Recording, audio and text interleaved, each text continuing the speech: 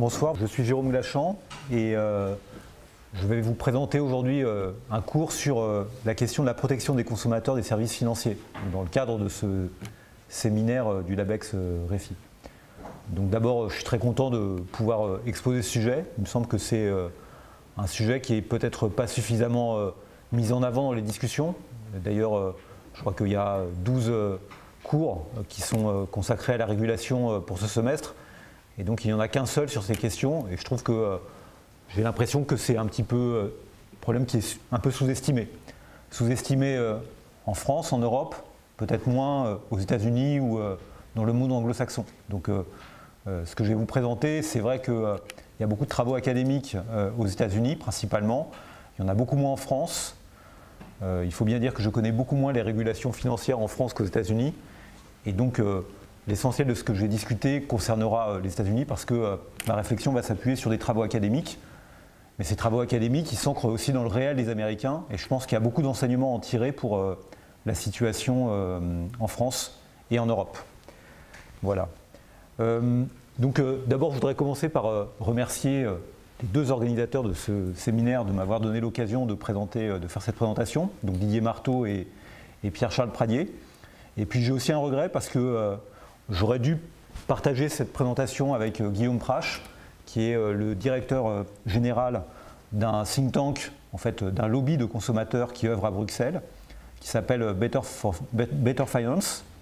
Donc Guillaume ne pouvait pas venir ce soir et je trouve que son point de vue aurait été vraiment très intéressant parce que c'est pas simplement de la science, mais c'est aussi de l'action dont on a besoin, notamment pour mettre en avant les intérêts des consommateurs auprès des décideurs. Et à Bruxelles, les lobbies bancaires, d'assurance, etc. sont beaucoup plus représentés bien sûr que les lobbies de consommateurs. Mais nous avons un brillant représentant, Guillaume, donc, qui ne pouvait pas être là ce soir. Donc je veux aussi le remercier pour s'être intéressé à ce séminaire, mais finalement pour ne pas pouvoir venir, ce que je regrette. Voilà. En fait, évidemment, ce que je vais présenter s'appuie sur des références. Alors j'ai envie de vous dire, ces références, il y a beaucoup de littérature, donc j'aurais pu aussi vous fournir une biographie complète, ce que je peux faire par ailleurs avec des références précises. Mais j'ai préféré juste ici vous indiquer deux survols, donc deux surveys de la littérature. Et ces deux surveys ont comme auteur, et avec des co-auteurs, John Campbell. John Campbell est un économiste américain qui a été directeur du département d'économie de Harvard. Il a été président de l'American Economic Association l'année dernière. Il a été président de l'American Association de Finance il y a quelques années. Donc c'est quelqu'un de très influent qui a travaillé sur beaucoup d'aspects d'économie financière et qui, depuis quelques années, s'intéresse à la finance des ménages et s'intéresse aussi aux questions de réglementation financière pour les ménages. C'est dire que ce sujet n'est pas du tout un sujet anecdotique aux États-Unis, puisque vous voyez que les meilleurs académiques sont aussi sur ce type de questions. D'accord ? Et donc là, j'ai repris deux références de sa part, notamment la dernière, celle de 2016. C'est la Richard T. Ely lecture devant l'American Economic Association. Quand il veut porter un discours devant ses confrères économistes, il leur parle de régulation financière des ménages. Donc c'est vraiment un sujet, encore une fois, qui est très important dans le débat américain. C'est vrai aussi qu'il y a quelques économistes qui ont été très très influents, notamment sur les décisions qui ont été prises depuis quelques années et sur l'organisation de la régulation. Et c'est tous les économistes qui ont travaillé sur l'économie comportementale. Et l'économie comportementale dans sa liaison avec les politiques économiques, avec l'intervention publique. Et précisément, si j'ai choisi cette photo, c'est que finalement on trouve sur cette photo John Campbell, donc à gauche, et puis de l'autre côté on trouve Cass Sunstein, qui avec Thaler a écrit un livre qui s'appelle Nudge, qui a beaucoup influencé la réflexion américaine, notamment des hommes politiques comme Barack Obama aux États-Unis, James Cameron en Angleterre il y a quelques années, se sont beaucoup servis de ces réflexions-là aussi pour avoir une réflexion sur leur programme. Donc peut-être qu'on peut espérer que la France, qui reste un petit peu en arrière, pourrait peut-être pour la prochaine campagne présidentielle s'intéresser aussi à ce type de sujet et avoir ce type d'approche. Je pense que ça renouvellerait pas mal les débats. Donc je vous conseille de lire ces deux surveys qui sont, j'allais dire, à la sauce américaine. parce que beaucoup de données sont des données américaines, mais il n'y a pas que des données américaines. Typiquement ici, Campbell est à Copenhague, parce qu'il a fait un très bon papier sur la question du mortgage, des crédits immobiliers au Danemark. Et il y a aussi beaucoup de données, beaucoup de papiers qui ont été faits par Campbell sur des données suédoises, parce que vous savez que la Suède a beaucoup de données qui permettent de réfléchir à ces sujets-là. Alors, dans l'introduction, en fait, ce que je veux mettre ici en avant, c'est une forme d'économie de la réglementation. C'est avoir cette réflexion-là, hein. Donc une économie de la réglementation des produits et services financiers qui sont destinés aux consommateurs. D'accord ? Donc il ne s'agit pas pour moi de présenter toutes les réglementations, d'avoir des idées juridiques, c'est simplement de voir comment l'économiste voit les choses et ce que les travaux économiques de recherche peuvent apporter comme éclairage sur ces éléments, et vous allez voir que ça me semble pas mince du tout. En fait, c'est à la croisée de deux terrains, quoi, de deux champs d'analyse économique. D'un côté, ce qu'on appelle la finance des ménages. Donc, Campbell, quand il était président de l'American Finance Association, a consacré sa lecture, donc publiée dans le Journal of Finance, à Household Finance, donc la finance des ménages. C'est un point important, et on voit qu'on a la finance des entreprises, on a la finance des marchés, on a la finance bancaire. Il faut aussi réfléchir aux spécificités du ménage, notamment peut-être des formes d'irrationalité de ce ménage. Et c'est pour ça que ça rencontre aussi un autre champ qui est l'économie comportementale et la finance comportementale, qui cherche à mettre en avant finalement des erreurs d'investissement ou des formes d'irrationalité. Partir des faits et essayer de regarder l'écart qu'il y a entre les faits et la rationalité qu'on pense donner aux gens. Aux États-Unis, il y a eu beaucoup d'évolutions sur les réglementations, donc c'est des sujets qui sont anciens. J'en ai mis là quelques-uns parce que c'est ceux qu'on va rencontrer. La réforme Twice in Lending Act de 1968, les réformes sur les systèmes de retraite, avec un système qui est très différent du nôtre, dans lequel les décisions financières des ménages sont importantes. Donc la législation ERISA en 1974, qui avait pour objectif de protéger les pensionnés des fonds de pension par rapport à leur retraite. La réforme du PPA, Pension Protection Act, en 2006. Vous voyez que c'est des réformes aussi qui se sont faites sous des mandats différents. Hein. C'était à ce moment-là George Bush qui était président des États-Unis. Des réformes sur les crédits hypothécaires. C'est aussi des réformes qui ont été faites avant la crise. Donc on n'était pas aussi à un niveau zéro avant la crise, hein, même s'il y a eu, suite à la crise, bien sûr, de nouvelles réformes. Des réformes sur les cartes de crédit, Card Act, on va y revenir par la suite. Et puis des réformes plus générales qui sont dans les lois Dodd-Frank, qui traitent aussi d'autres aspects. Je ne sais pas ce qu'il en est aujourd'hui, mais peut-être qu'un mouvement de forte réglementation va succéder à un mouvement de forme de déréglementation. On va voir aussi que quelquefois, la réglementation n'est pas toujours la bonne, que la réglementation est quelquefois trop forte, qu'il y a des coûts cachés aux réglementations ou des coûts aux réglementations, et que donc trop de réglementation mal adaptée n'est pas non plus une solution. On est dans un contexte dans lequel on demande de plus en plus d'autonomie aux gens, c'est le do-it-yourself, y compris dans les décisions financières. Donc ça c'est vrai aux États-Unis, mais c'est vrai aussi en France. Il y a quelque chose qui marque beaucoup les esprits, c'est certainement le recul de l'État-providence et les réformes de retraite qui font que de plus en plus les gens vont devoir recourir à de l'épargne retraite pour assurer leur consommation dans les vieux jours. Mais on peut penser à d'autres problématiques. L'augmentation des tarifs scolaires des écoles, bientôt 45 000 € pour 3 ans. Donc, aux États-Unis, c'est beaucoup plus que ça, bien sûr. Donc il y a ces problématiques-là qui apparaissent et qui font que finalement les gens ont besoin de prendre de plus en plus de décisions financières. Je voudrais croiser une réflexion qui est une réflexion théorique. Je suis économiste, donc quelle légitimité il y a à intervenir dans ce domaine-là, quels sont les modèles qui sont en présence, qu'est-ce qu'ils nous disent, comment ils peuvent orienter la réflexion, mais aussi des réponses pragmatiques. Et il me semble que, quelque part, on ne peut pas échafauder une théorie générale des réglementations concernant la protection des consommateurs. Je plaide plutôt pour l'approche pragmatique, celle qui s'intéresse aux données, avec des méthodologies qui sont celles de l'économétrie moderne, hein, donc de l'économie expérimentale, qui essaye d'avoir des expériences naturelles, ces réformes-là, pour en juger les choses de manière pragmatique, et puis voir ce qui marche, voir ce qui ne marche pas, et tenter de modifier lorsque ça ne marche pas et d'implémenter lorsque cela marche. Voilà. Alors, quels sont les domaines auxquels je m'intéresse ? En fait, là, c'est juste un catalogue que je mets en avant. Un domaine important, bien sûr, c'est celui de décision importante, peut-être c'est le plus important. C'est la question de l'épargne retraite. Alors, c'est une question qui est très très importante aux États-Unis, très importante en Angleterre, au Royaume-Uni, moins importante en France où le système par répartition reste un système important. Aux États-Unis, le débat s'est porté sur le fait que dans le système de retraite par capitalisation tel qu'ils l'ont, on a des plans de retraite qui sont qu'on appelle à contribution définie, qui sont des plans de retraite individuels dans lesquels le niveau de pension que vous obtenez dépend des résultats financiers, donc dans lequel les ménages prennent des risques. Et puis on a des plans de retraite qui sont à prestation définie, dans lequel c'était le sponsor, donc typiquement l'entreprise ou l'entité publique, qui par une formule calcule le niveau de la pension, et donc dans ce cas-là, c'est lui qui absorbe les risques. On a un mouvement important qui est le fait qu'on assiste à un glissement de l'épargne retraite à prestation définie vers l'épargne retraite à contribution définie.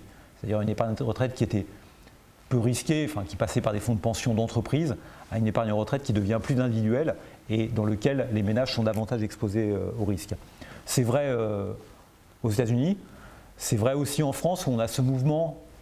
En France, il n'y avait pas de système de prestation définie par capitalisation, mais on voit que les systèmes complémentaires qui se mettent en place, que ce soit les PERP, les articles 83, individuels dans les entreprises, sont des systèmes dans lesquels le ménage prend un risque et dans lequel il a une responsabilité aussi de par ses choix.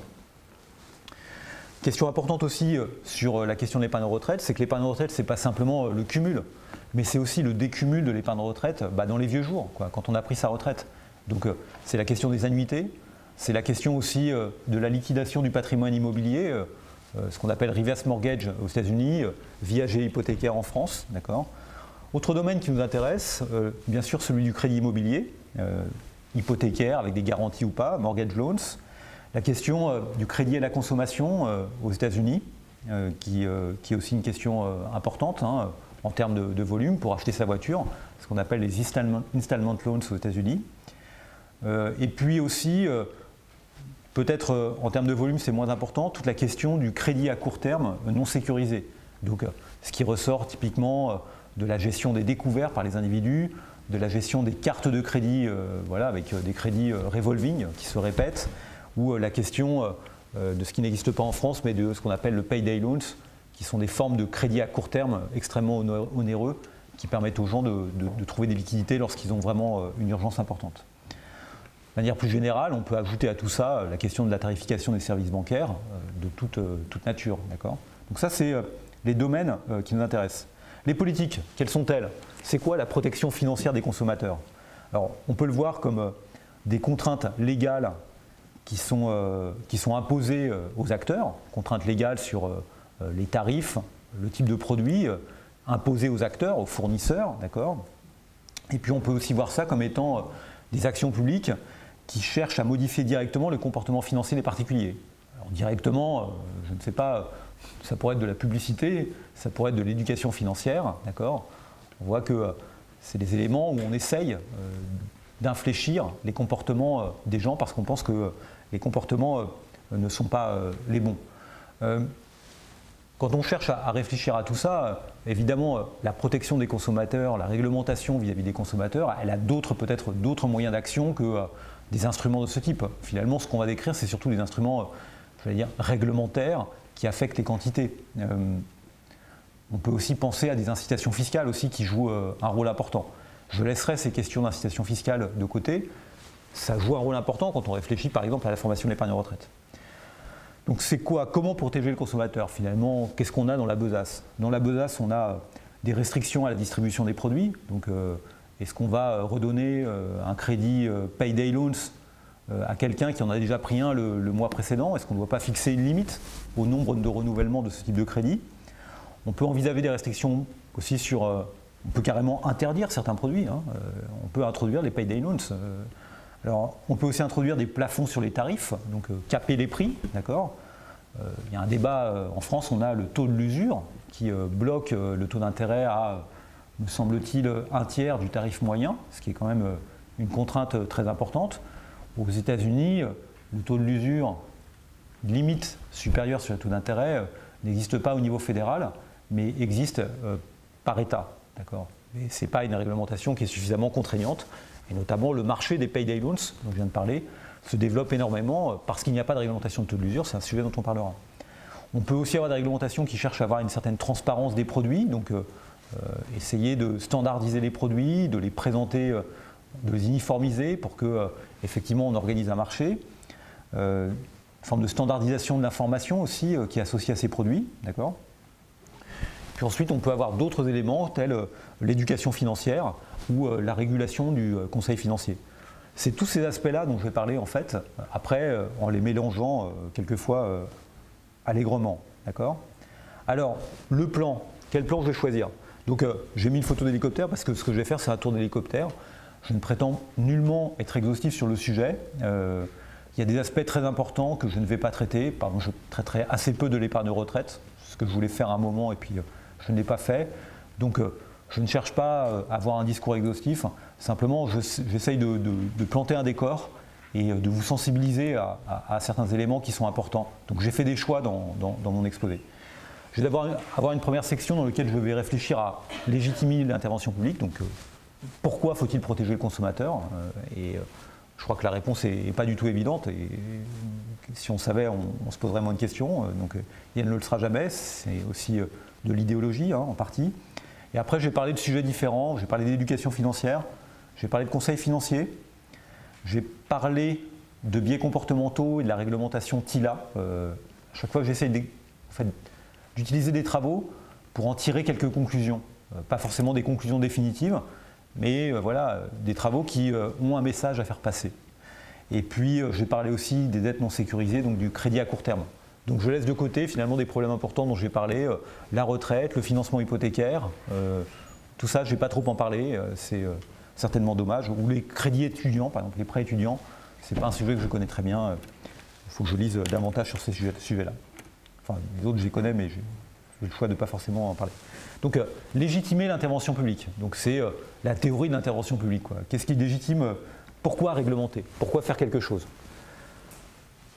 En fait, on a 3 niveaux de réflexion par rapport à ça. Et finalement, un économiste qui va vous parler d'intervention publique, il va vous dire le premier rôle de l'État, c'est d'organiser les marchés. D'accord? Donc organiser les marchés, c'est quoi? C'est faire en sorte que ce qui se vend sur les marchés soit à peu près connu, avec des prix qui sont à peu près connus.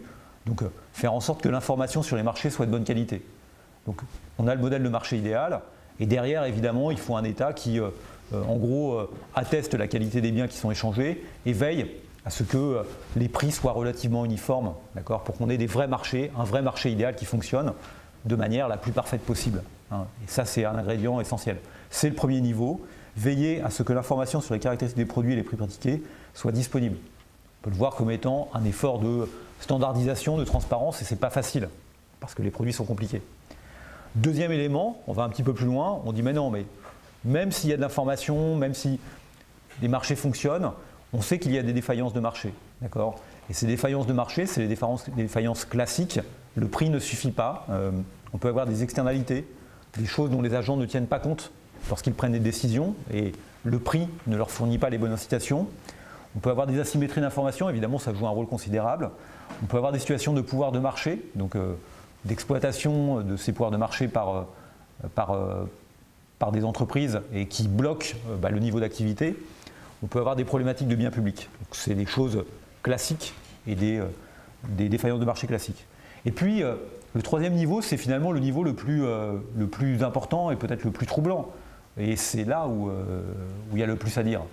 C'est l'idée que finalement, si on laisse faire les gens, ils ne vont peut-être pas faire des bons choix. Ils ne vont peut-être pas faire des bons choix financiers.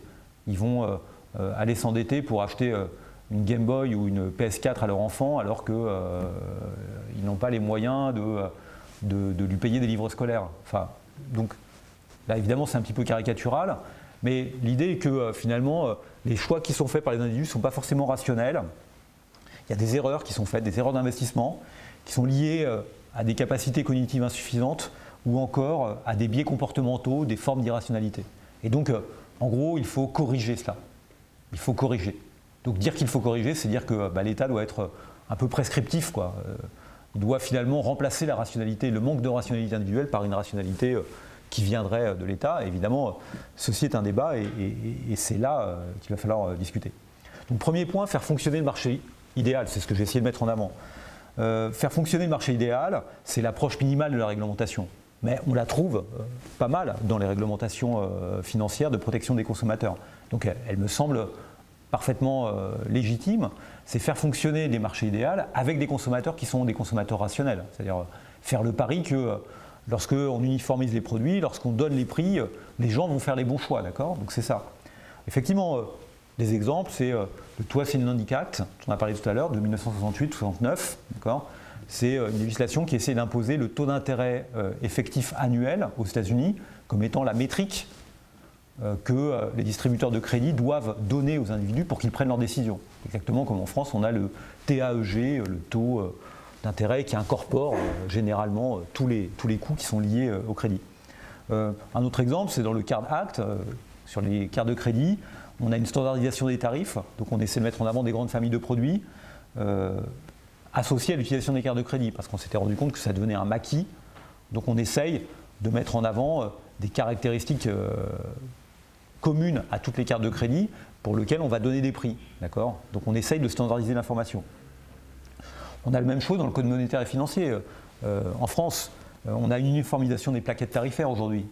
C'est quelque chose de relativement nouveau qui a été mis en place en 2014, dans lequel on demande à toutes les banques de donner la même plaquette tarifaire, non seulement de la diffuser, mais en plus de mettre les mêmes services, et donc avec les mêmes dénominations qui sont définies par la loi. Donc ça, c'est bien cette idée-là. Finalement, on a besoin d'en donner un petit peu plus en termes d'information.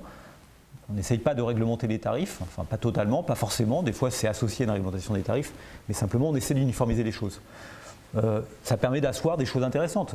Dans la loi Macron, il est prévu, et ça a été mis en place, et ce n'est pas de mauvaise qualité, un comparateur des tarifs bancaires. Allez le voir, c'est une tentative timide en France de faire quelque chose d'intéressant. Aux États-Unis, on a des acteurs publics qui du coup aussi, privés quelquefois, se sont emparés de cette standardisation pour fournir des informations. Un exemple que je trouve vraiment intéressant, et je vous conseille d'aller voir le site, c'est l'entreprise Brightscope, qui fournit des informations à tous les épargnants américains retraités pour choisir leur 401k, etc. Évidemment, là en France, on a encore des efforts à faire. C'est des réglementations un peu minimales, mais qui sont destinées à faire fonctionner des marchés et à s'appuyer en fait sur la rationalité. Corriger les classiques défaillances de marché, c'est mon deuxième point, d'accord? Donc on a un marché idéal, enfin on essaye de mettre en place un marché idéal, mais le problème c'est qu'on a des externalités. Donc ou des défaillances de marché, pardon. Donc c'est quoi ces défaillances de marché? C'est des choses assez classiques qu'on voit dans tous les cours de microéconomie. Donc le prix ne suffit plus, donc il faut avoir des réponses publiques. Alors quand il y a des externalités, en général la meilleure réponse c'est pas la réglementation.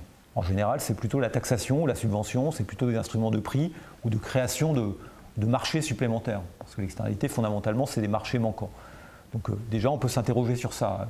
La réglementation est-elle une bonne réponse? Je donne quelques exemples.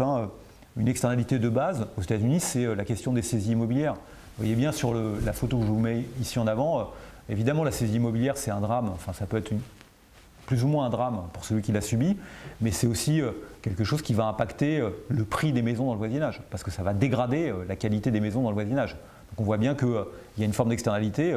Évidemment les individus, lorsqu'ils souscrivent un prêt, ne tiennent pas compte de ce qui va se passer pour leurs voisins si jamais ils font faillite. Ils s'intéressent qu'à leur propre intérêt et c'est bien normal.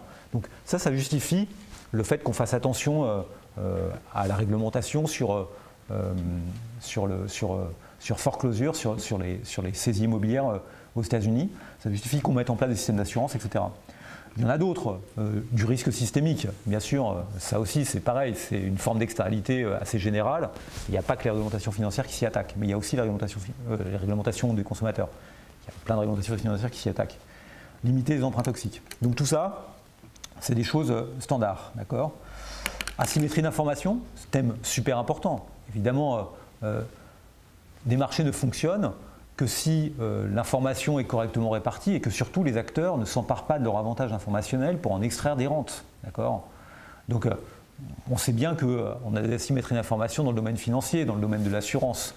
Donc on a de l'aléa moral, on a de la sélection adverse. Là, les réponses réglementaires, c'est de mettre en place par exemple de l'assurance publique, de l'assurance obligatoire. Donc on a tout ça qui existe. Et ça fait partie aussi de la protection des consommateurs. Vous êtes obligé, lorsque vous souscrivez un crédit, de prendre une assurance d'essai, me semble-t-il, en France. Je ne suis pas sûr, ce n'est pas une obligation. C'est chaudement recommandé, il faudrait regarder de près. En tout cas, il peut y avoir des assurances obligatoires. Et puis de manière plus générale, dans le domaine du crédit, il y a le fameux papier de Stiglitz, cette approche-là sur le rationnement du crédit, où on voit que lorsqu'on augmente le taux d'intérêt, on attire des mauvais projets, et donc le prix ne suffit pas effectivement à trier les bons et les mauvais emprunteurs, et donc il faut mettre en place d'autres dispositifs, sinon on va faire du rationnement du crédit.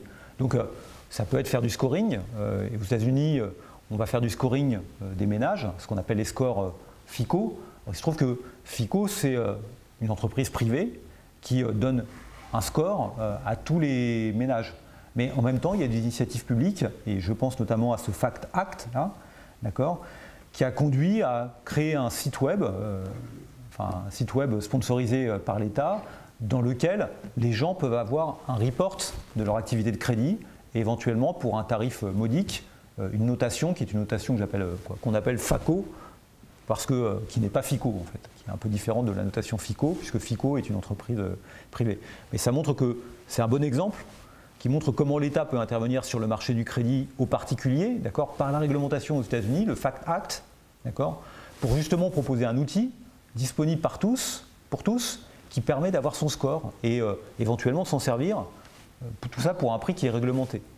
On n'a pas véritablement d'équivalent en France à ce genre de choses. Correction des défaillances de marché.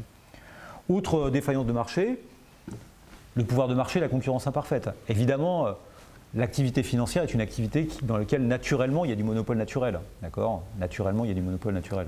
C'est un peu redondant. Il y a des externalités de réseau, il y a du réseau. Vous avez besoin, pour faire des cartes bancaires, il n'y a pas 18 000 acteurs. D'accord ? Vous avez besoin de déployer un réseau de cartes bancaires. Donc quelque part, il y a certainement des économies d'échelle et de l'exploitation de rente de monopole. Donc il faut essayer de réguler ça. La protection des consommateurs peut y participer. Ce n'est pas la seule réponse, mais ça peut y participer.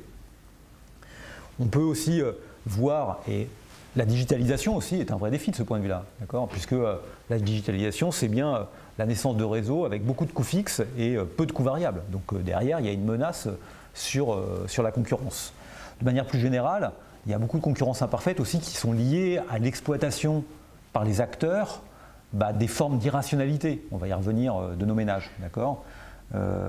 Complexification volontaire des produits, des tarifs, d'accord, on n'y comprend rien, visant à discriminer la clientèle. C'est ça le rêve de tout chef d'entreprise, c'est de pouvoir extraire le maximum de surplus de chacun des consommateurs, et donc pour ça, il faut faire de la discrimination. Donc, faire de la discrimination, c'est faire un tarif qui soit individualisé pour chacun, en essayant d'embrouiller ou de segmenter sa clientèle.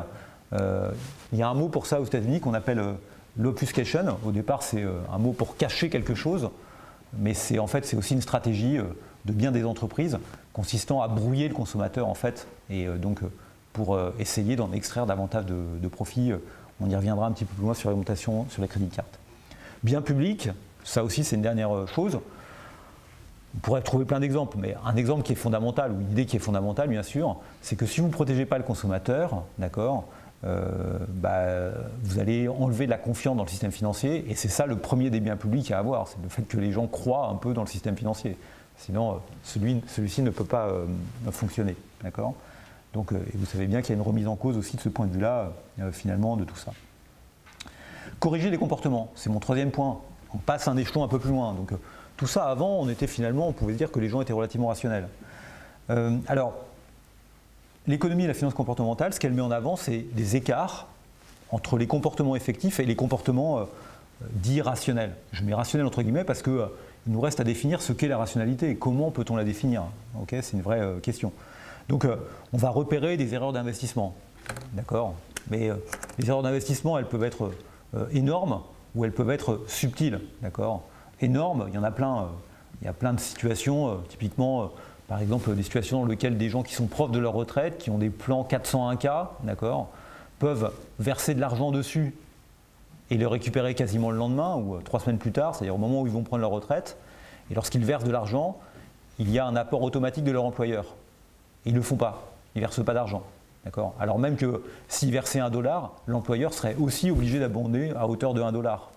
Tout ça pour récupérer l'argent 3 semaines plus tard, ou 2 mois plus tard, ou 2 ans plus tard. D'accord ? On voit que les gens ne le font pas forcément. Le fait que les gens n'utilisent pas la défiscalisation de l'épargne. Et puis, il y a des choses qui sont beaucoup plus subtiles, enfin qui deviennent plus subtiles. Bon, renégociation des crédits à taux fixe, évidemment, c'est un point. Après, on peut faire une très très longue liste, et je mettrai un peu après, sur ces questions d'erreurs financières. On parle de, qu'est-ce qu'on peut essayer de mettre là-dedans? Incapacité cognitive, le fait de ne pas savoir calculer, c'est une incapacité cognitive. L'ignorance financière, le fait de ne pas connaître les produits, pas bien comprendre les concepts. Et puis des biais comportementaux, voilà, des formes d'irrationalité qu'on pense être de l'irrationalité. Il me semble que, évidemment, c'est la justification la plus contestable de l'intervention publique, puisque c'est celle qui laisse penser que les individus ne sont pas suffisamment responsables et que quelque part, il faut les diriger. Des exemples de biais comportementaux, le biais comportemental qui est tout le temps mis en avant, c'est l'histoire d'incohérence temporelle. Les gens ne font pas des bons choix dans le temps. Donc l'exemple simple, c'est toujours la même chose. Enfin, la même chose, je vous le décris ici. L'incohérence temporelle, c'est le biais comportemental de base. Est-ce que vous préférez, premier choix, recevoir une pomme aujourd'hui ou recevoir 2 pommes demain? Je pense que voilà, vous avez ce premier choix. Et puis après, on vous pose la même question, mais on vous dit, est-ce que vous préférez recevoir une pomme dans 1 an ou recevoir 2 pommes dans 1 an et 1 jour? D'accord? Donc, évidemment, si vous êtes cohérent temporellement et que vous répondez la réponse B, d'accord, vous devez aussi répondre, enfin, vous devez aussi donner la réponse B dans les 2 cas. En fait, ce qu'on constate, c'est que la plupart des gens sont impatients à court terme, donc ils ont tendance à répondre A à la première question, 1 à la première question, recevoir une pomme aujourd'hui, et puis 2 à la seconde, recevoir une pomme dans 1 an et 1 jour. Donc ça montre quoi? Ça montre que leur manière de concevoir le futur change au fur et à mesure qu'ils se rapprochent de la date en question. D'accord? Si ils avaient une pratique habituelle de leur escompte, de leur manière d'actualiser, d'accord, leurs 2 réponses seraient cohérentes. En fait, on ne peut pas dire qu'elles soient vraiment incohérentes, même si des fois on parle de time inconsistency. C'est pas vraiment ça. La difficulté qu'ils ont, c'est plus le fait qu'ils n'utilisent pas fondamentalement le même taux d'actualisation pour actualiser un événement rapproché par rapport à un événement éloigné. J'ai mis ce petit dessin de Kelvin et Hobbes qui montre, le problème c'est que le futur finit toujours par être le présent et c'est une bonne illustration de ça. D'accord ? Évidemment, la cohérence temporelle c'est vraiment un problème très important. Ce qu'il faut dire, et ça me semble très important à le dire aussi, c'est que l'incohérence temporelle n'est pas en soi un écart à la rationalité.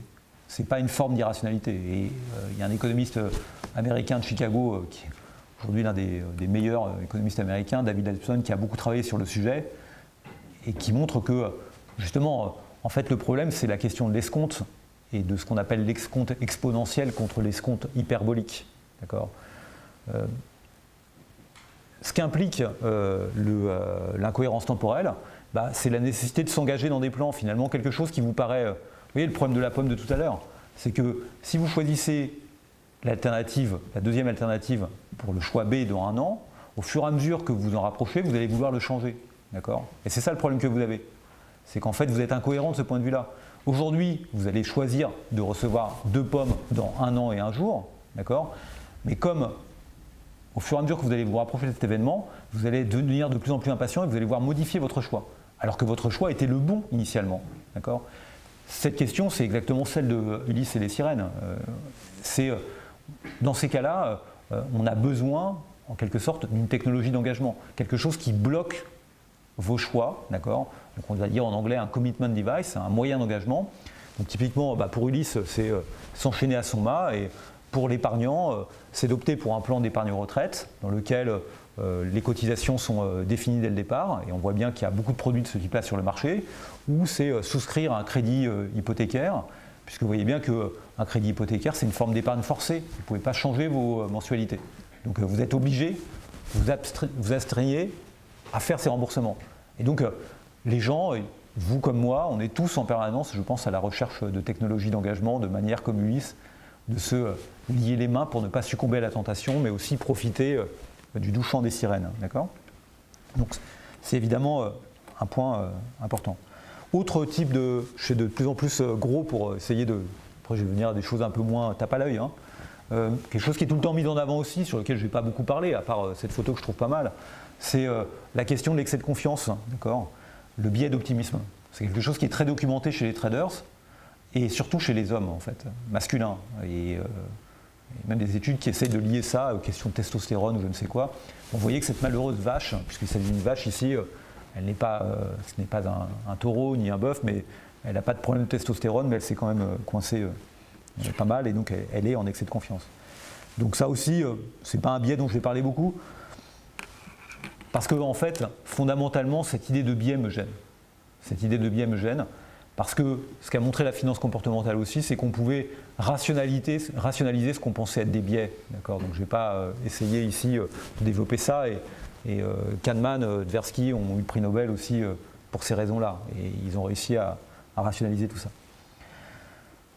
D'autres exemples, c'est le biais exponentiel. On va en parler un petit peu plus loin. Donc voilà, additionner est plus simple que multiplier. Ça me semble être, je ne sais pas si c'est un biais, c'est une incapacité cognitive. Hein. Si vous dites aux gens 2 plus 2 égale 4, ils le font très rapidement. 2 fois 2 égale 4, ils le font un peu moins rapidement. Et si vous leur expliquez que faire une multiplication, c'est faire une addition en logarithme, ils ne comprennent rien. Donc ils repèrent bien une évolution linéaire, ils ne repèrent pas une évolution exponentielle. Okay, moi je suis comme ça, en tout cas. Et donc ça pose un problème pour des décisions financières dans lesquelles le cumul est important, bien sûr. Recenser les biais, c'est important. Ce qui me semble fondamental à comprendre, c'est que les gens sont hétérogènes par rapport à ça. D'accord ? Donc d'un côté, on a des gens qu'on va appeler des gens comportementaux, qui ne se comportent pas comme il faudrait, en gros, voilà, enfin, c'est behavioral, ils disent en anglais. Donc, ouais. Puis de l'autre côté, on a des gens qu'on pense être rationnels. Et fondamentalement, ces biais ne sont pas également répartis dans la population.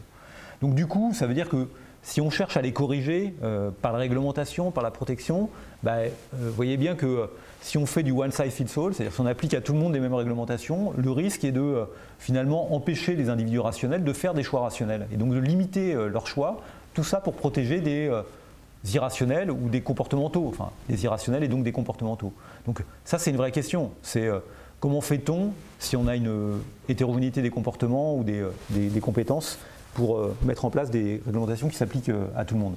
Alors en fait, aux États-Unis, ils ont trouvé une solution, enfin en tout cas Thaler et Sunstein, j'ai parlé tout à l'heure de Sunstein, qui était avec sa petite coiffe à côté de Campbell, ont publié un livre en 2008, Nudge, dans lequel ils mettent en avant ce qu'ils appellent le paternalisme libéral. En fait, le paternalisme libéral permet de régler pas mal de problèmes de ce point de vue-là.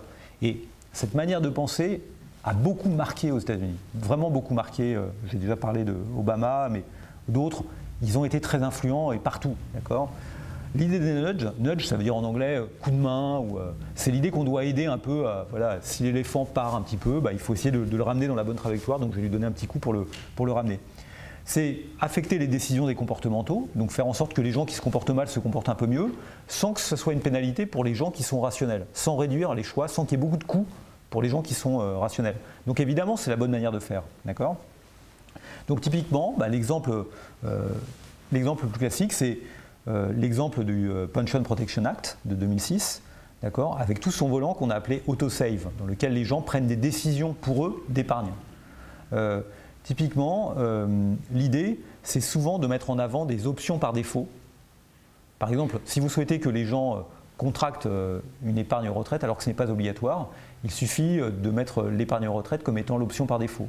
Donc s'ils veulent renoncer à leur épargne retraite, ils doivent cocher la case. Le simple fait de leur proposer une option par défaut fait que les gens choisissent plus facilement l'option par défaut. De la même manière, on a remarqué que les gens adoraient dire qu'ils allaient augmenter leur contribution de pension. Donc on a mis en place ce qu'ils appellent escalation contribution. Le fait de, aujourd'hui, vous engagez à donner 5% de votre salaire, l'année prochaine 6%, l'année d'après 7%, 8%, 9%, etc.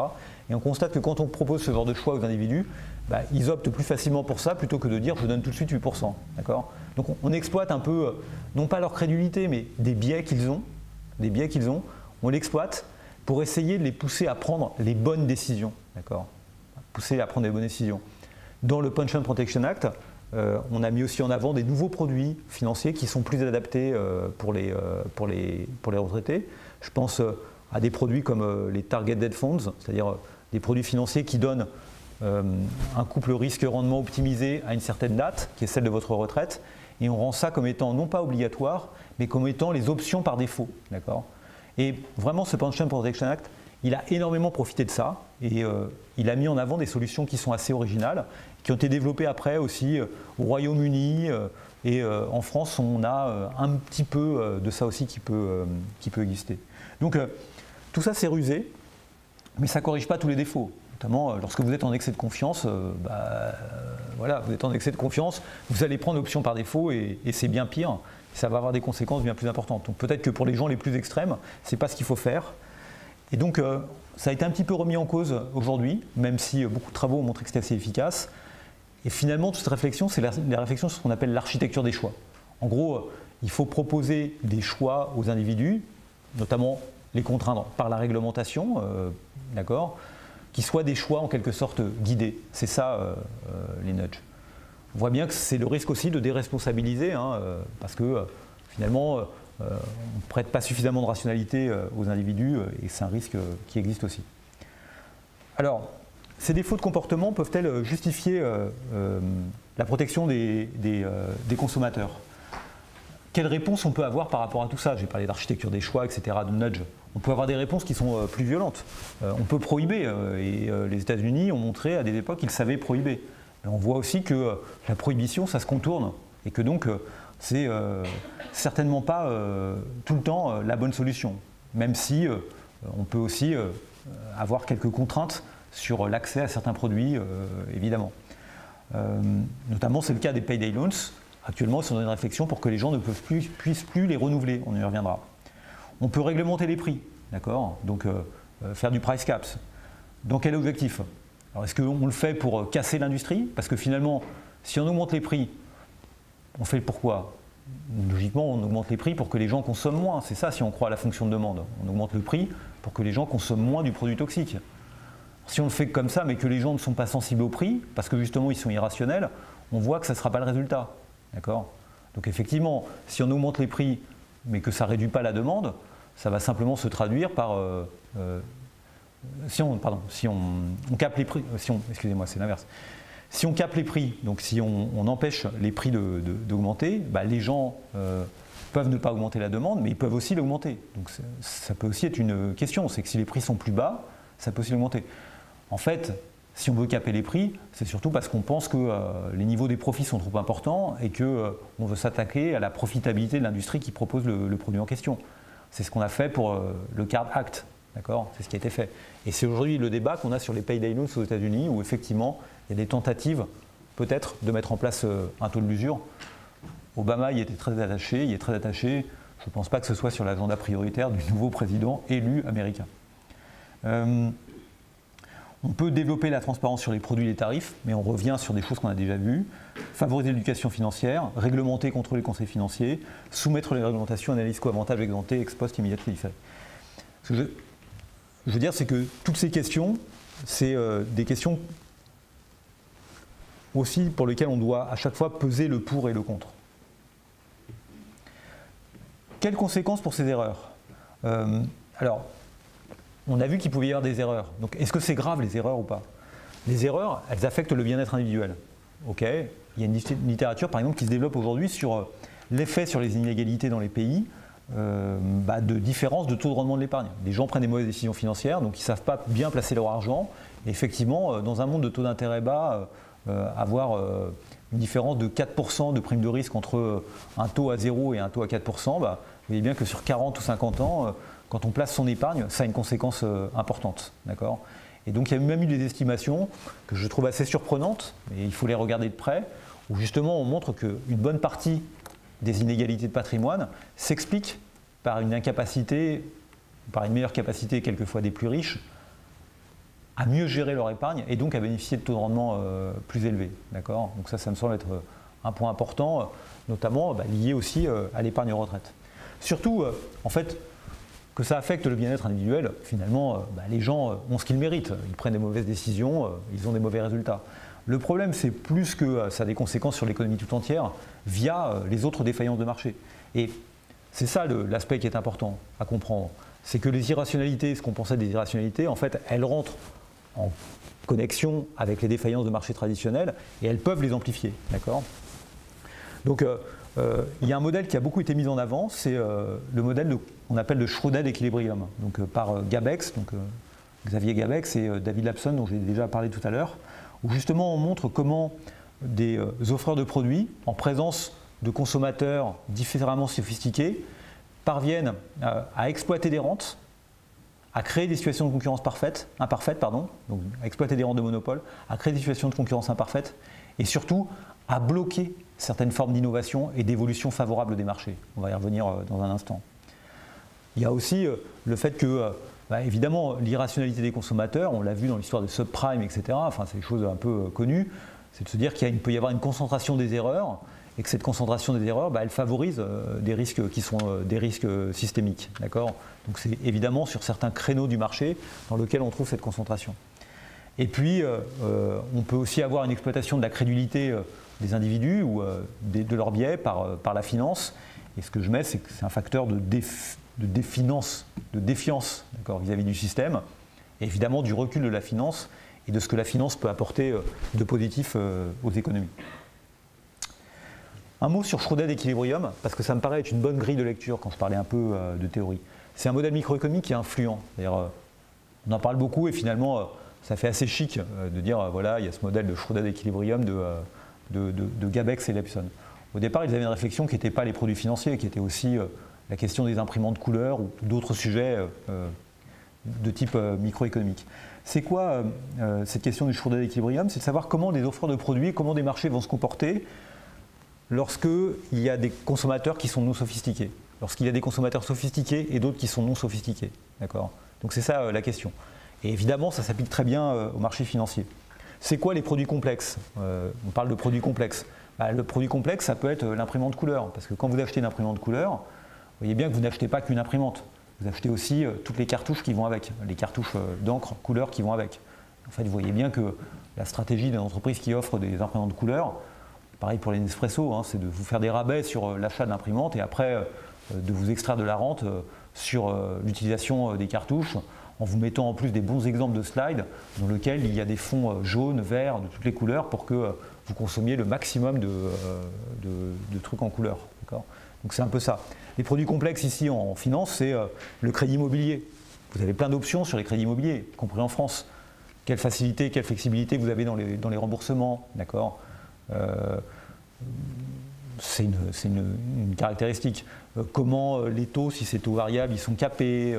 Il y a plein de choses comme ça, des clauses accessoires aux produits immobiliers qui sont ajoutées aux produits de base qui serait le crédit immobilier à taux fixe.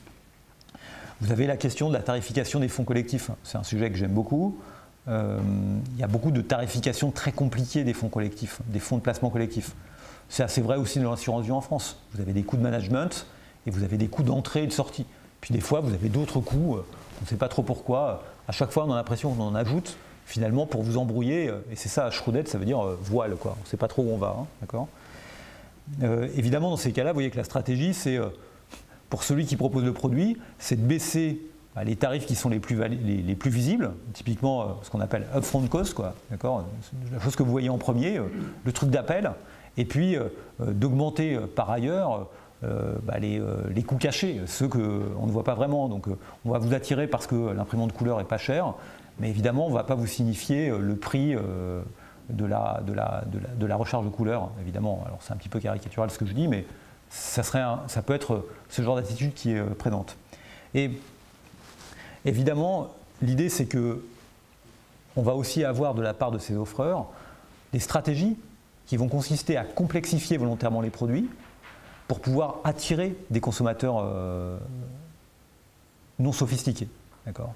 Un exemple, c'est l'utilisation du teaser rate, c'est-à-dire un taux d'appel. Alors, je crois que ça a été maintenant interdit. Alors maintenant, avec les taux zéro, ça ne marche plus, mais typiquement, en Angleterre, pour le crédit à la consommation, on vous dit les 12 premiers mois ou les 24 premiers mois, vous ne payez pas de taux d'intérêt. D'accord ? Donc c'est teaser rate. Donc c'est bien pour attirer des gens un peu naïfs qui pensent que ce qui compte, c'est les 24 premiers mois. Ce qui est intéressant, c'est que souvent, vous avez en fait la possibilité de rembourser le crédit en anticipation. Et donc, si vous utilisez le teaser rate, vous pouvez quelquefois vous faire de l'argent en utilisant le teaser rate, quand on n'était pas dans un monde à taux zéro. Enfin, on est en train d'en sortir. Mais voilà, donc ça me paraît aussi un exemple. Le point clé, c'est l'existence de consommateurs qui sont non sophistiqués, qui vont choisir le produit standard et sans en tirer parti, en fait. Les consommateurs sophistiqués, eux, ils vont utiliser la complexité du produit justement pour mieux s'en tirer. Donc ils vont souscrire à un crédit immobilier complexe, d'accord? Tout le monde va se voir proposer le crédit immobilier complexe, mais seuls les consommateurs sophistiqués vont utiliser les options de renégociation associées à ce crédit, d'accord? Donc dans ce modèle-là, ce qui est intéressant, c'est qu'on a une forme de subvention croisée en fait. En gros, les offreurs, comme les consommateurs sophistiqués, profitent de la présence de consommateurs non sophistiqués pour tirer de la rente, d'accord? Et donc, ils sont contents finalement qu'il y ait des gens qui payent beaucoup sans utiliser les options, parce que les options sont coûteuses en fait à mettre en place, d'accord? Mais elles ne sont pas utilisées par tous les consommateurs, elles sont utilisées que par les consommateurs sophistiqués. Donc il y a des formes de transfert qui se font des offreurs, des consommateurs non sophistiqués vers les consommateurs sophistiqués, vers les offreurs, d'accord?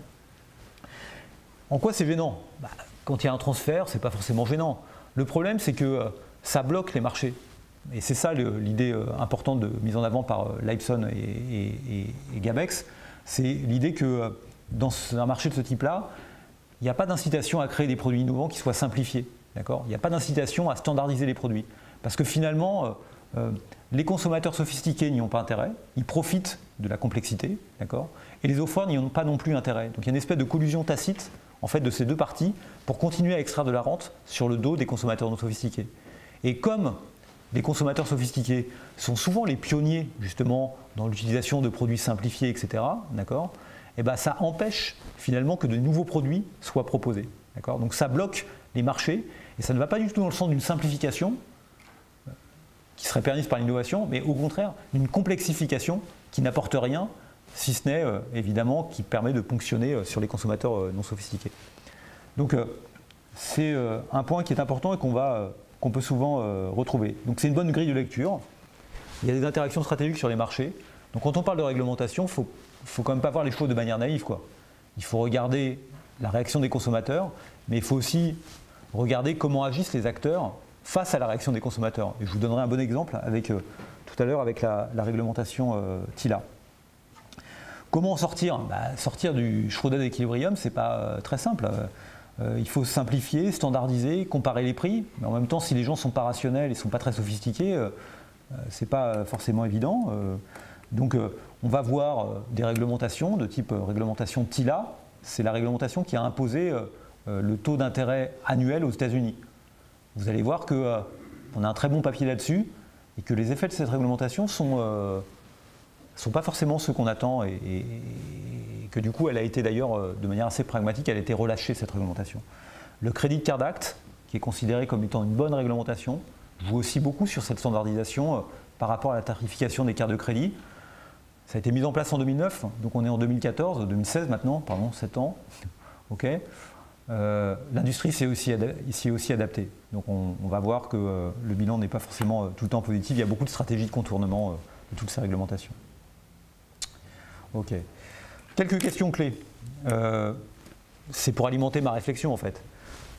Quelle limite à la protection du consommateur? Cette question, elle est un peu... Voilà, il y a deux cas extrêmes, il faut faire de l'idéologie en fait. Il y a deux cas extrêmes. Soit vous pensez que le consommateur est rationnel et que le service financier est un service comme les autres, que donc, oui, effectivement, il faut attester que la viande est de bonne qualité, quoi. Tous les produits, il faut des standards de qualité, il faut mettre en place des normes, il faut mettre en place des catalogues pour que les gens puissent comparer les prix, etc., donc favoriser la concurrence. Et dans ce cas-là, la protection doit être minimale, comme pour les autres biens. Donc aux États-Unis, il existe une trade commission, comme on a la défense des consommateurs en France, et il n'y a rien de spécial à dire sur les services financiers, d'accord? Vous pensez que dans ce cas-là, les incitations vont fonctionner. Donc si typiquement, si on augmente les prix, les gens vont moins consommer du bien en question. Si vous mettez en place un taux de l'usure, ils vont consommer plus parce que le taux de l'usure va être plus faible que le taux d'intérêt actuellement pratiqué, donc ils vont plus s'endetter, etc. Vous avez ce genre de choses. Et puis de l'autre côté, l'autre pôle, évidemment, c'est de penser que les gens sont irrationnels. Donc dans ce cas-là, la protection, elle est sans limite. Et finalement, vous ne laissez aucune liberté aux individus, mais c'est peut-être pas non plus la solution qu'on veut mettre en avant ici. Donc moi, je suis assez pragmatique, en fait. J'essaie de me placer comme un temps économiste. Ce qui me semble important, c'est de bien se rendre compte que les consommateurs sont hétérogènes. Donc ça, c'est absolument fondamental de comprendre ça. Donc tout le monde n'est pas pareil. Donc il faut que les réglementations pensent les consommateurs comme hétérogènes. Donc, de ce point de vue-là, l'approche par les nudges est une approche séduisante. Elle est contestée, hein. Elle est contestée par des libéraux. Et la protection, elle doit vraiment tenir compte de ça. Et puis, le fait que les réglementations sont contournées d'une manière ou d'une autre à tout moment, mais ça c'est vrai, je pense que ça va être un message général du cycle de séminaire. Ce que je dirais en tant qu'économiste, c'est qu'il faut évaluer les réglementations à partir des données. Et donc, évidemment, cette évaluation, elle doit être faite exemptée. On doit essayer d'avoir des idées quand on met en place la réglementation par des expériences naturelles, puis elle doit être faite aussi ex post. Et donc, moi, je plaide pour l'approche expérimentale en économie, sans trop d'idéologie, essayer de regarder concrètement ce qui se passe. Donc, ce que j'ai essayé de montrer, ça nécessite d'avoir des données, ça nécessite aussi que les acteurs soient d'accord pour donner les données, ça nécessite que l'État aussi voit un intérêt à tous ces travaux. C'est le cas, je pense, dans le contexte américain. Ce n'est pas la culture dans laquelle on est aujourd'hui en France, même si cela peut se développer. Alors, j'en viens finalement à toutes mes parties. Après, j'ai un peu terminé sur mon introduction sur la légitimité de l'intervention.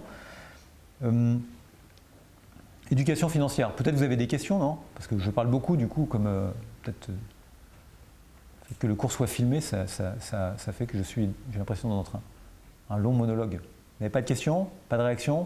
Ça ne vous choque pas? Bon, je fais pas mal de généralités. Section 2, éducation financière. Alors, en fait, j'ai envie peut-être de tordre le cou, de dire, finalement, il y a des choses auxquelles on pense tout de suite, quoi. Bah ouais, c'est sûr, les gens ne font pas les bons choix, bah, il faut essayer de mieux les éduquer, il faut faire en sorte qu'ils soient plus intelligents dans leurs choix, etc. Est-ce que ceci relève d'une action publique? Est-ce qu'il faut dépenser de l'argent public pour ça? À voir.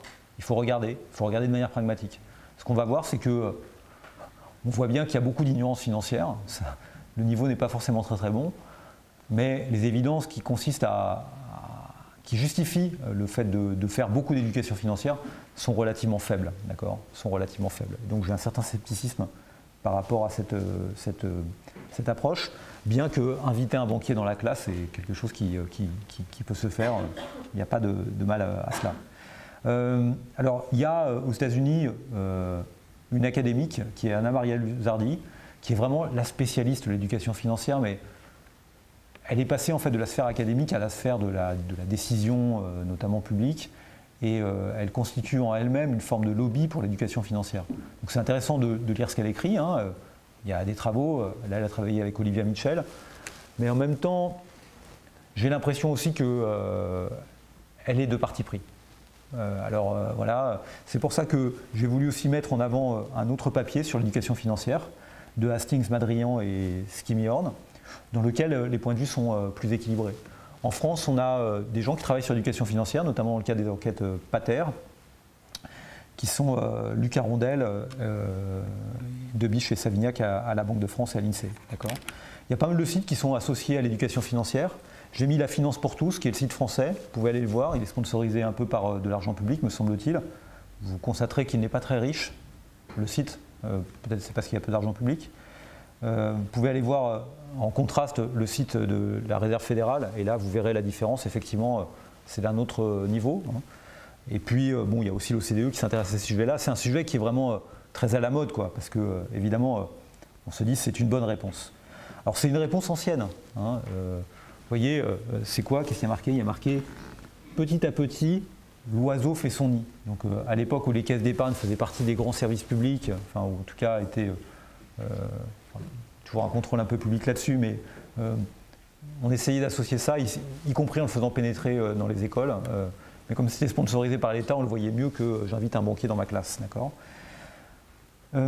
L'idée, c'est de protéger le consommateur parce qu'il est ignorant et parce qu'il commet des erreurs, d'accord? Donc évidemment, les questions qu'on doit avoir, c'est quelle ignorance, quelles erreurs doit-on éduquer, rééduquer, faire face à cette ignorance financière et comment?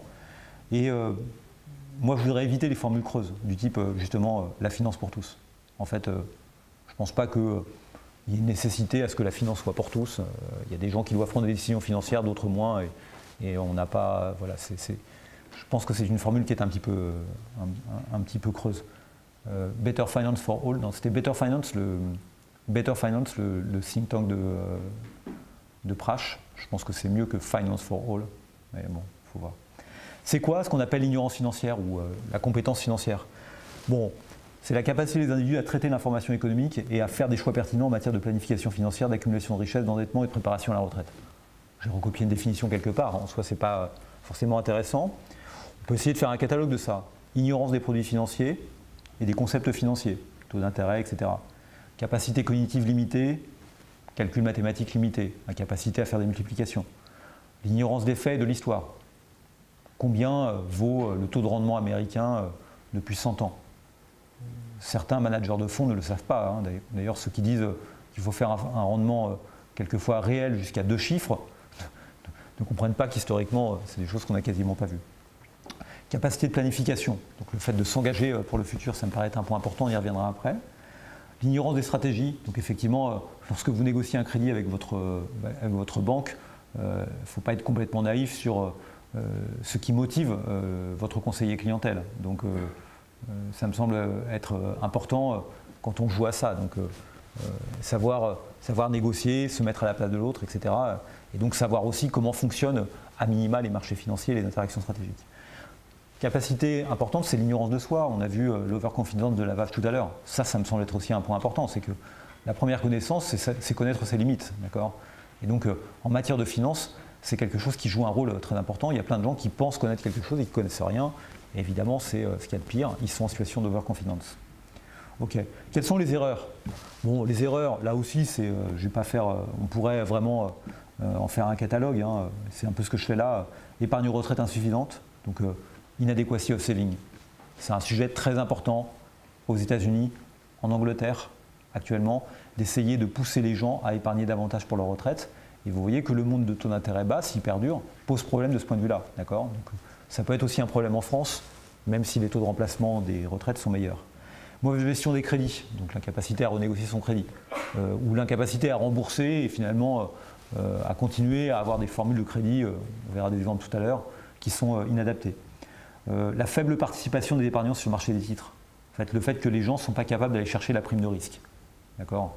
Il y a une prime de risque, mais les gens continuent à investir dans leur livret A, y compris à long terme, ou sur leur contrat d'assurance vie en euros, qui rapportent quasiment rien, d'accord ? Alors même qu'ils ont un horizon long et qu'ils sont jeunes, et que donc ils peuvent se permettre de faire ce type d'investissement.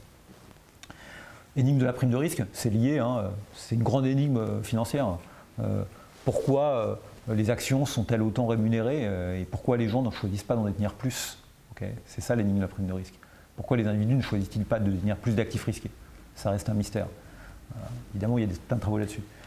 D'autres énigmes plus spécifiques. Une énigme que les Américains aiment bien et qu'on voit aussi en France, c'est le fait que ce qu'on appelle annuity puzzle. Le fait que les gens, lorsqu'ils liquident leur retraite, donc ils ont de l'épargne retraite, et ils ont le choix d'obtenir leur épargne retraite, soit sous forme d'une rente viagère, qui couvre le risque de longévité hein, de l'individu, soit un capital. Beaucoup prennent le capital, d'accord ? Alors que la rente viagère leur offre une protection, une forme d'assurance. Donc pourquoi les gens n'optent-ils pas plus pour le schéma d'annuité, d'accord ? Faut-il les contraindre ou pas? C'est un sujet sur lequel je parlerai assez peu, mais qui est très important actuellement dans le débat aux États-Unis. En France un peu moins, parce que souvent en France on contraint les gens à prendre des annuités plutôt que des sorties en capital. Bon, la théorie. Sur la théorie, je pense que le point qu'il faut retenir, c'est qu'en fait, les gens s'éduquent financièrement que s'ils y ont un intérêt. D'accord ? C'est peut-être. C'est un investissement capital humain, d'accord ? Donc, ça a un coût de s'éduquer. Et si ça a un coût, c'est que vous en attendez un retour. Donc, vous allez consentir à cet effort uniquement si vous y voyez un intérêt. Donc, finalement, ça ne sert à rien de donner une éducation financière à des gens qui n'utiliseraient pas. Et je pense que ça, c'est quelque chose qu'on doit bien prendre en compte parce que ça explique aussi pourquoi ce sont les riches qui sont les plus éduqués financièrement et pourquoi les éduqués financièrement sont riches. D'accord ? On observe une corrélation entre les deux. Évidemment, lorsque vous héritez d'une somme considérable, bah, vous allez vous éduquer naturellement financièrement pour la gérer. D'accord ? Donc c'est parce que vous êtes éduqué financièrement parce que vous êtes riche. Ce n'est pas parce que vous êtes éduqué financièrement que vous êtes devenu riche. On a cette question qui joue un rôle important, c'est la question des incitations. D'accord ? Donc la question derrière, c'est celle de la causalité en fait. On observe que la compétence financière et les bons comportements financiers vont souvent de pair, d'accord ? Les gens qui ont des bons comportements financiers sont souvent les gens qui ont une éducation financière, d'accord ? Mais en même temps, on ne sait pas qui de la poule ou de l'œuf est apparu en premier. Donc le fait d'observer les deux à la fois ne nous suffit pas pour dire il faut faire de l'éducation financière. C'est pas ça. Il faut peut-être réfléchir un peu davantage. Au-delà de ça, il y a la question de savoir si on fait l'éducation financière, est-ce que l'éducation financière elle peut se faire de manière privée. Après tout, on voit qu'on a de la publicité informative. Est-ce qu'on a besoin de mettre de l'argent public là-dedans? C'est une question aussi. L'éducation financière peut aussi se faire de manière spontanée par le système financier lui-même. Y a-t-il nécessité de faire des politiques publiques? Donc c'est toutes ces questions qu'on va poser. Avant ça, on va parler un petit peu de mesurer la compétence financière parce que c'est toujours quelque chose qui retient l'attention. Lusardi et Mitchell, Anna-Maria Lusardi, a créé ce qu'on appelle maintenant, ils appellent ça les Big Three pour dire vraiment que c'est le standard. Alors vous allez voir, c'est tellement simple que c'est un petit peu simple pour être un standard, mais en même temps, c'est souvent ça, quelques idées permettent de comprendre rapidement. Les Big Three, c'est 3 questions. La capacité d'utiliser les taux d'intérêt, donc vous voyez, Stein s'était prononcé sur le sujet, la compréhension de l'inflation et la compréhension de la diversification des risques. C'est 3 questions en fait qui sont posées, qui permet, comme ça, c'est un petit quiz qu'on fait faire aux gens. Donc les 3 questions sont les suivantes. Première question, vous allez voir, les questions sont stupides. Vous avez 100 $ sur votre compte rémunéré à 2% par an. Après 5 ans, combien pensez-vous avoir sur le compte? Et on vous propose 4 issues possibles. Plus de 102 $, exactement 102 $, moins de 102 $, ne sait pas, refus de réponse. 5 possibles. Deuxième question, le taux d'intérêt de votre compte est de 1% par an et le taux d'inflation annuel est de 2%. Après un an, serez-vous capable d'acheter plus, également, moins avec le solde disponible? Ne sait pas, refus de réponse. D'accord? Donc, calculer un taux d'intérêt réel. Troisième question, à l'américaine, acheter une part d'une seule société garantit un rendement plus sûr que d'investir dans un fonds mutuel d'actions. Vrai, faux, ne sait pas, refus de réponse. D'accord? Alors, vous voyez que cette question-là, elle est peut-être un peu adaptée au contexte américain. Donc, on l'a adaptée après au contexte français. Donc, en France, on n'a pas mis de dollars, mais on a mis des euros. Et puis, cette question, on l'a transformée en classer les 4 produits suivants en termes de risque. Livret d'épargne, actions, obligations, SICAV, FCP. D'accord? Pour vous montrer un peu ce que c'est tout ça. Vous voyez que, en plus, vous avez des alternatives. Donc, quelque part, vous devez cocher des cases. Quels sont les résultats? Les réponses à ça. D'accord? Alors là, je l'ai mis pour les États-Unis. Alors, je ne sais pas si vous voyez correctement. Ok. Vous voyez qu'aux États-Unis, donc la première étude qui a été faite en 2004 par rapport à ces 3 questions, montre que globalement, bon, si vous regardez, les réponses sont correctes à 67% pour la première, 75% pour la seconde, et pour le stock risque, c'est correct à 50%. Si maintenant vous regardez le nombre de gens qui répondent positivement de manière exacte aux 3 questions, vous voyez qu'il n'y a qu'un tiers des individus qui le font. Ce qui est peut-être vu comme relativement peu, je ne sais pas, à vous de juger, d'accord? Mais seul un tiers des Américains sont capables de répondre de manière correcte à ces 3 questions. Okay? Donc ça montre qu'il y a de l'ignorance financière, en tout cas ça peut être ça. Il y a des comparaisons internationales qui ont été faites, d'accord? Ce qui est intéressant, c'est pas simplement de poser la question en soi, mais c'est de le faire dans tous les pays. Si vous regardez un peu tout ça, vous voyez que finalement, ce qu'il faut regarder, c'est all free correct, c'est cette colonne, voilà. D'accord? Voilà, je ne suis pas bon là-dessus. Le pays où c'est le plus élevé, vous voyez, c'est l'Allemagne, 53%, d'accord? La Suisse, ok? Et puis les Pays-Bas. Si on laisse de côté l'Allemagne, vous constatez que les Pays-Bas et la Suisse, c'est 2 pays dans lesquels les fonds de pension sont importants, okay? Donc, dans lesquels la retraite par capitalisation joue un rôle important. Donc effectivement, ce n'est pas étonnant que les Suisses et les Hollandais sont plus habitués à faire des choix financiers que typiquement les Roumains et les Russes qui, eux, mettent en place un système et donc qui ont moins d'expérience aussi par rapport à ça. Vous voyez que les Français ne sont pas si mauvais que ça, puisque la France est à 30,9%, d'accord? Et donc, me semble-t-il, si je ne me trompe pas, mieux classé que les États-Unis, qui est uniquement à 30,2%, d'accord? Donc, on peut voir les choses.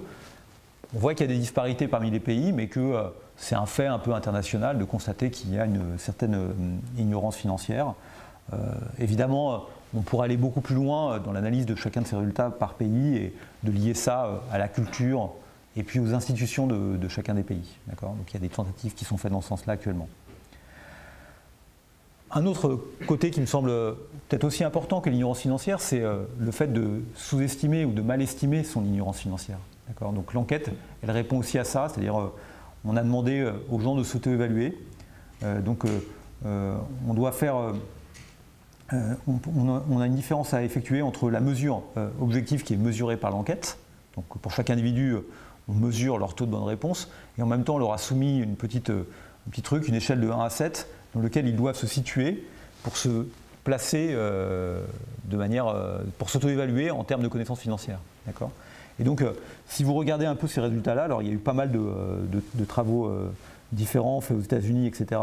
Et vous voyez que, en fait, les Américains, si vous regardez la dernière colonne, c'est average score, c'est le score moyen. Donc, plus il est prof de 7, plus les gens pensent qu'ils ont des compétences financières. Vous voyez que les Américains qui ont 30% de bonnes réponses aux 3 questions se mettent un average score à 5, donc se mettent au-dessus de la moyenne en termes de, enfin, entre 0 et 7, ils se mettent au-dessus de la moyenne en termes de score, alors qu'en fait ils sont pas bons.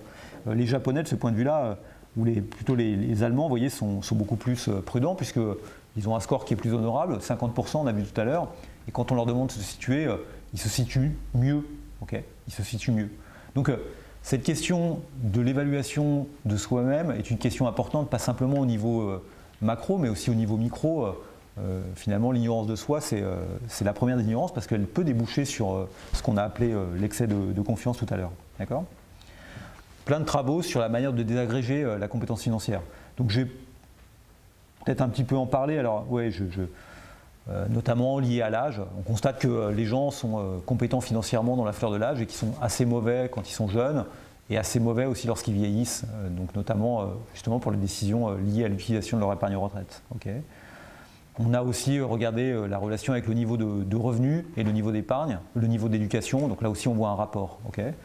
Quelque chose qui peut intriguer, et donc pour faire un peu dans le politiquement incorrect, c'est un fait stylisé, puisque j'ai choisi celui-là, je me compte celui-là, donc là, effectivement, il insiste sur les femmes.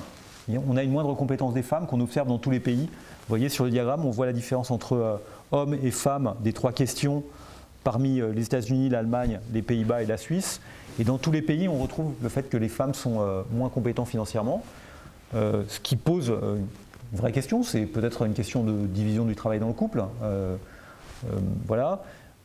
Alors pour essayer de rattraper mon sexisme, enfin s'il en est un, je pense que ce n'est pas du tout le cas, mais si vous regardez de plus près aussi, vous constatez que les femmes sont un peu moins soumises à l'excès de confiance et qu'elles sont un peu plus au courant de leur situation d'ignorance financière. Donc finalement, de ce point de vue-là, peut-être que les choix qu'elles font tiennent compte de ce manque d'éducation financière. Et ce que j'ai mis aussi, j'ai mis cette affiche parce que en cherchant un peu sur Internet des photos, des images, on constate qu'il y a des conseillers financiers qui essayent justement, précisément, peut-être de viser une clientèle féminine, en sachant que les femmes ne se savent pas expertes en matière de finances et que peut-être lorsqu'elles se séparent de leur mari ou lorsque le mari décède, la question des veuves, la question des divorces, etc., elles se retrouvent peut-être un peu diminuées de ce point de vue-là. Donc, overcoming financial ignorance, ça peut être aussi un moyen de gagner de l'argent.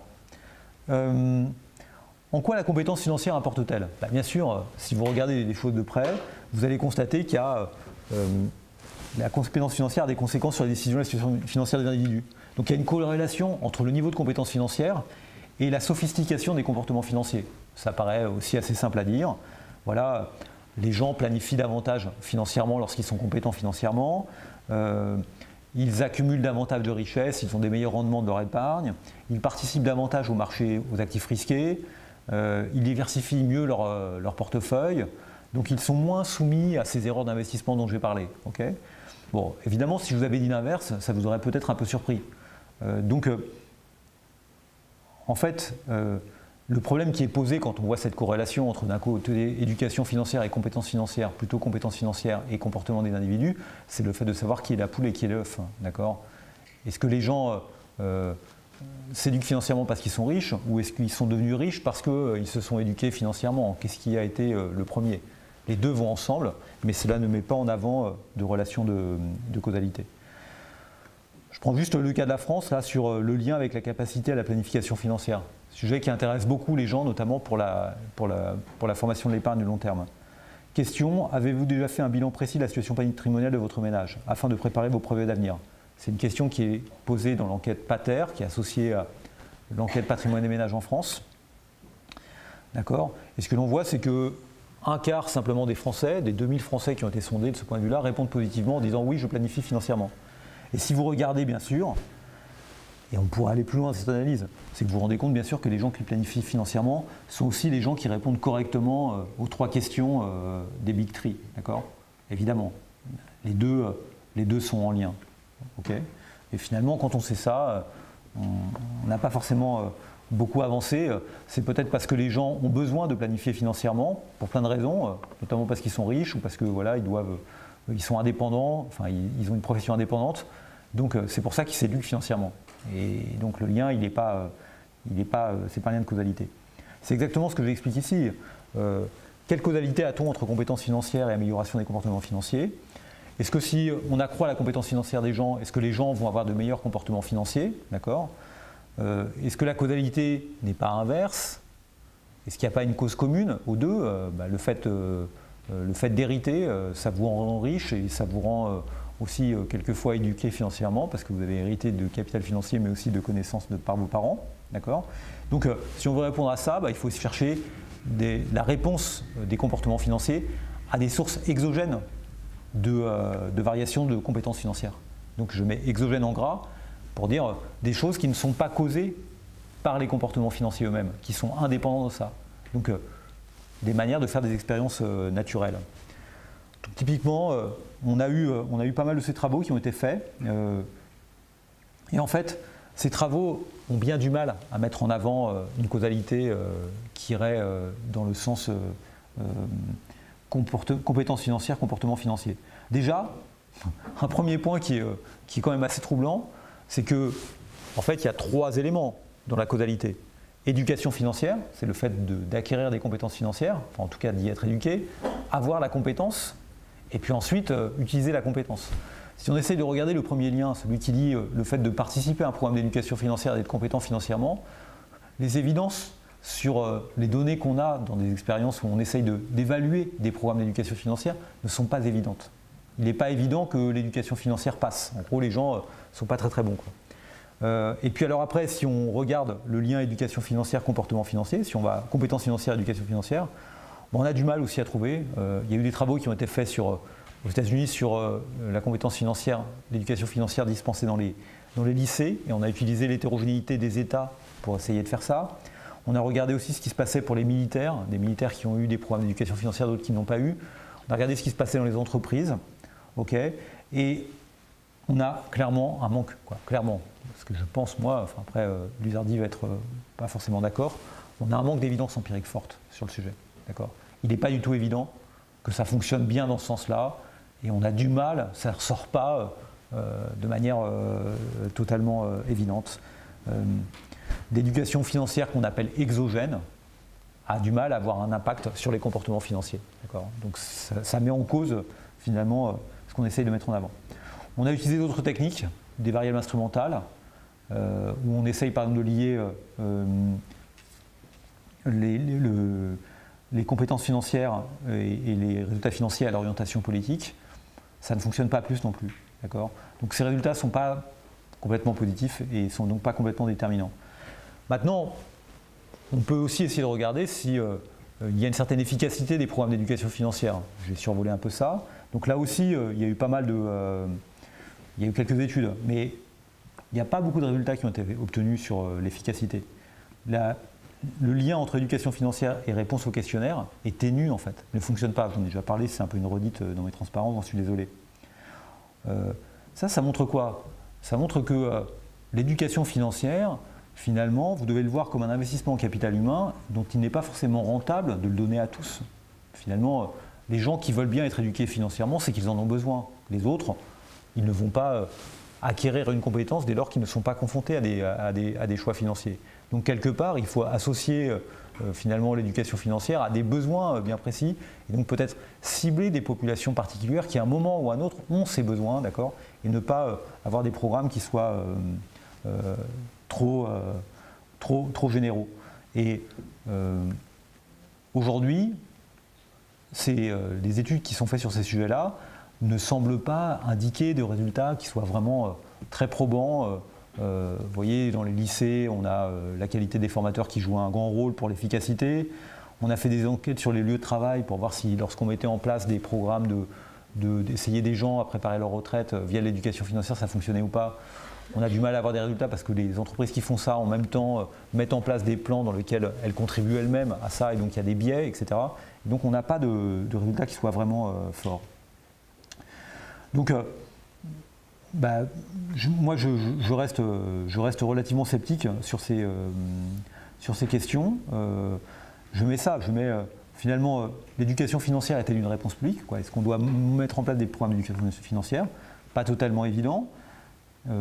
Avoir des compétences financières limitées, peut-être pour le cas des femmes ou d'autres personnes, c'est finalement peut-être quelque chose qui est relativement rationnel si d'autres mécanismes compensent. Donc la question, c'est de regarder quels sont les mécanismes qui compensent le manque d'éducation financière. Tout le monde n'a pas besoin de savoir comment un moteur de voiture fonctionne pour conduire une voiture, même si c'est une question qui est posée au permis de conduire. C'est pas forcément intéressant de le savoir, d'accord ? C'est peut-être la même chose finalement pour l'éducation financière. Dès lors que vous avez un garagiste, dès lors que vous avez quelqu'un de compétent dans votre entourage, votre famille peut vous aider, votre mari peut le faire à votre place, votre femme peut le faire à votre place, vous avez des conseillers financiers, vous avez des entreprises financières qui peuvent le faire, d'accord, aussi à votre place. Donc un peu de discussion-conclusion sur cet aspect-là avant de faire la pause. Finalement, vous avez un niveau bas de compétences financières et d'hétérogénéité. La causalité, elle est contestable. On a du mal à la mettre en avant. Il y a un manque de résultats sur la meilleure manière de fournir de l'éducation financière, d'accord. L'éducation financière ne peut pas tout, et donc quelque part, faire de l'éducation financière universelle ne sert à pas grand-chose. Il faut soumettre l'éducation financière à une analyse coût-avantage et pas se contenter de dire il faut faire de l'éducation financière. Peut-être que ce qu'il faut, c'est chercher de la complémentarité en fait. L'éducation financière joue certainement un rôle, mais elle doit être accompagnée d'autres choses. Donc c'est tout un environnement qu'il faut mettre en place. Et c'est peut-être là-dessus qu'il faut peut-être insister. C'est peut-être un élément de la boîte à outils, mais c'est peut-être pas l'élément le plus important ou le seul élément qu'on doit avoir dans la boîte à outils. Ça ne suffit pas du tout de faire de l'éducation financière. Donc développer l'éducation financière, c'est peut-être une fausse bonne idée. Enfin, une fausse bonne idée, c'est peut-être mal dit. La question après, c'est de savoir le coût que ça a, mais ce n'est pas forcément la panacée à toutes ces questions. Donc, après la pause, je vous parlerai du conseil financier, qui peut être aussi vu comme justement un substitut à l'éducation financière, parce que j'ai expliqué que finalement, les gens peuvent confier peut-être même à leurs conseillers financiers le fait de réaliser ces choix qu'eux ne sont pas capables de faire. Donc, on va un petit peu en discuter, on va voir que là aussi, les résultats ne sont pas très favorables. Donc, on fait une interruption de 10 minutes. Merci de votre attention.